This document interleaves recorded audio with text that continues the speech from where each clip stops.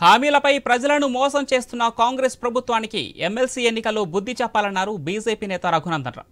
పట్టభద్రుల ఎన్నికల ప్రచారంలో పాల్గొన్న రఘునందన్ రావు తరుగు లేకుండా రైతుల నుంచి ధాన్యం కొనుగోలు చేయాలన్నారు.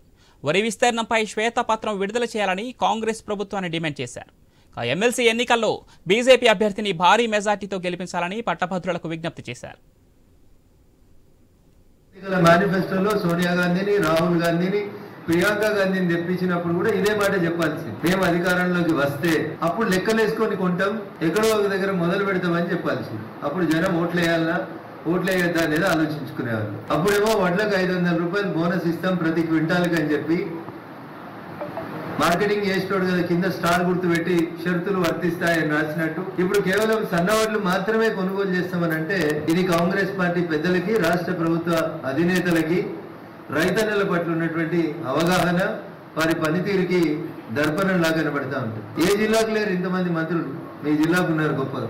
విద్యకి 600 కోట్లు పెడతాం, 1000 కోట్లు పెడతాం, చదువును చాలా గొప్పగా చెప్తామని అన్నారు.